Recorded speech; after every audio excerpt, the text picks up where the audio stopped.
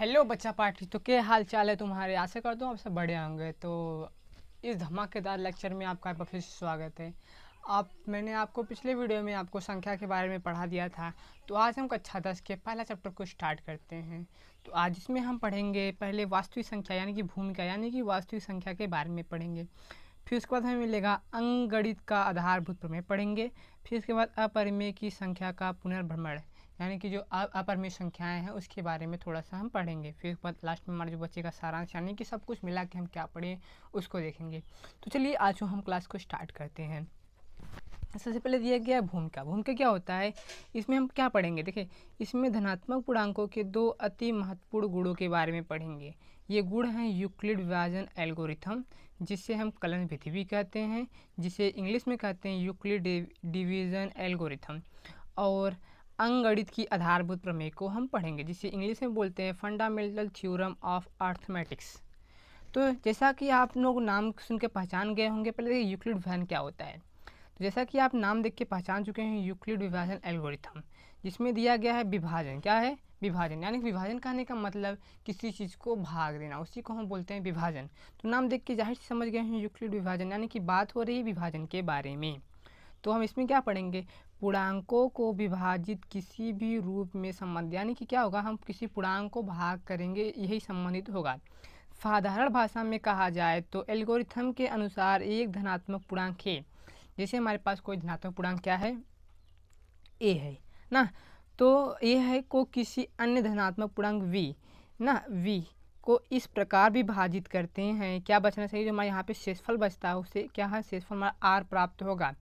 अब जैसे हम एक उदाहरण तुमको आपको बता रहे हैं कैसे होगा ये। जैसे देखिए यहाँ पे क्या है हमारे पास, जैसे क्या है ए बराबर कितना है, ए बराबर हमारे पास 5 है और बी बराबर हम 2 ले रहे हैं और इसको हम भाग करेंगे। तो देखिए यहाँ पे 5 हो गया, यहाँ पे 2 हो गया, तो 2 दूनी ये 4 हो जाएगा और शेषफल बचेगा कितना 1।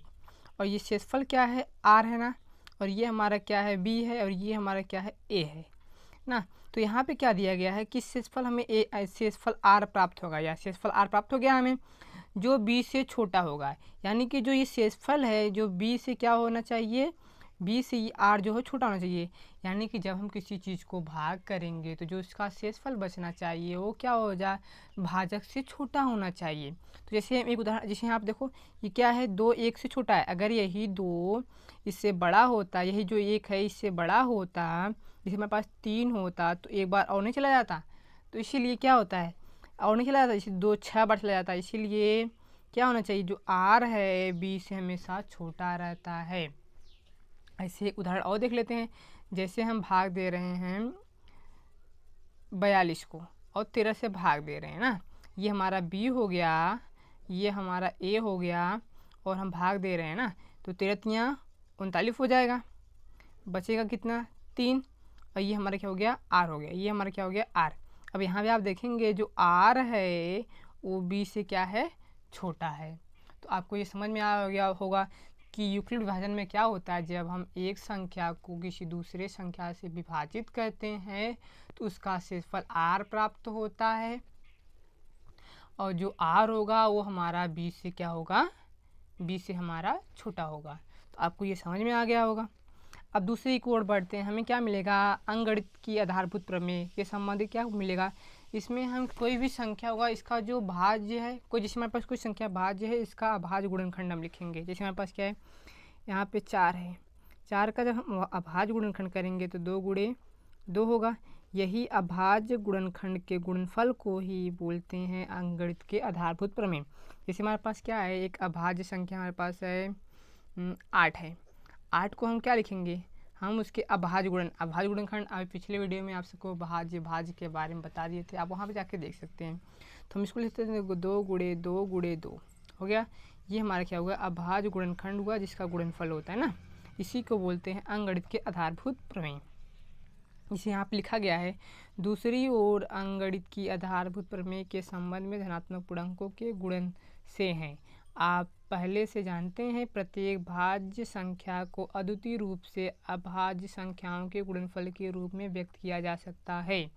यानी कि यहाँ पे सेम यही कहने का मतलब है कि अगर कोई हमारे पास भाज्य संख्या है तो उसे हम अभाज्य संख्याओं के गुणनफल के रूप में व्यक्त कर सकते हैं। आपको ये समझ में आ गया होगा। चलिए आगे देखते हैं। वही सेम अब हम पढ़ेंगे अंकगणित के आधारभूत प्रमेय को। अंकगणित के आधारभूत प्रमेय क्या होता है? देखिए, किसी भाज्य संख्या को उसके अभाज्य गुणनखंड के एक गुणनफल के रूप में लिखा जा सकता है। यानी का कहने का क्या मतलब, जैसे हमारे पास कोई भाज्य संख्या है, हम उसके अभाज्य गुणनखंड के रूप में लिख सकते हैं। जैसे हमारे पास 2 है, ऐसे 4 को 2 × 2 लिख सकते हैं। जैसे 253 को 11 × 23। ऐसे ही हमारे पास क्या हो जाए 144 है। क्या है? 144। इसको हम लिख सकते हैं। जैसे हम इसका पहले निकालेंगे, हम जब अभाज्य गुणनखंड करते हैं तो लघुत्तम का यूज, जो आप सब पढ़े हैं लघुत्तम समानुपातक यानी एलसीएम, क्या पढ़े हैं? एलसीएम, लार्जेस्ट कॉमन फैक्टर जिसे बोलते हैं। तो हम एलसीएम से प्रयोग करके हम अभाज्य गुणनखंड को लिखते हैं। जैसे देखिए क्या 144 का निकाल रहे हैं, तो यहाँ पे आप सब देखेंगे 2 से ये कटेगा 2 फते 14, 2 दूनी 4, फिर 2 से कटेगा 2 तिहाई 6, 2 तिहाई 6, 2 तिहाई 6, एक इधर चला जाएगा 12 तो 6 12, फिर कितने बढ़ जाएगा 2 1 का 2, 2 8 16, फिर 2 2 9, फिर 3 3 फिर 3 1 का, ऐसे जाएगा। तो हमारे पास क्या है 2 × 2, 2 × 2 × 2 × 3 × 2 × 3 × 3। अब यहाँ पे आप सबको जो आप सब पढ़ चुके होंगे जो बीजगणित का होता है, अगर 2 जितने बार है तो उसे हम पावर 2 कितनी बार 1 2 3 4, तो 2 के पावर 4 लिख सकते हैं।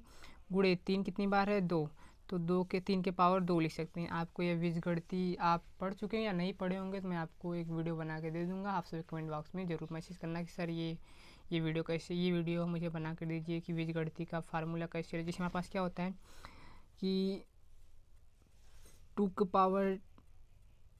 पावर 2 प्लस इंटू 2 की पावर 3।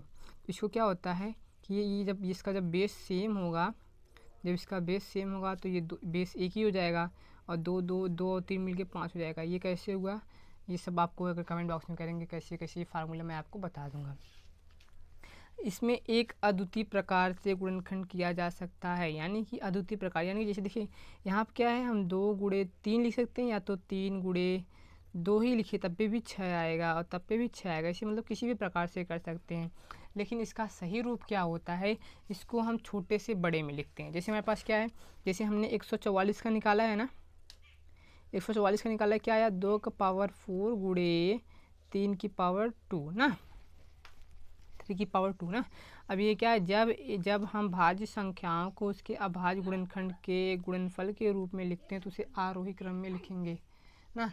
तो यहाँ पे क्या है, ये देखिए क्या है, ये छोटे से बड़े लिखेंगे, छोटा वाला पहले अभाज्य, फिर उसके बाद उससे बड़ा, फिर उससे बड़ा, उससे बड़ा, ऐसे क्या है पहले 2 आया फिर 3 आया। ऐसे हम एक और देख लेते हैं, जिस हमारे पास क्या है 250, तो 250 के लिए हम पहले इसका निकाल लेंगे एलसीएम। 250 कितनी बार जाएगा 2 1 का 2, 2 दूनी 4, 2 5 10, 5 दूनी 10, 5 5 25,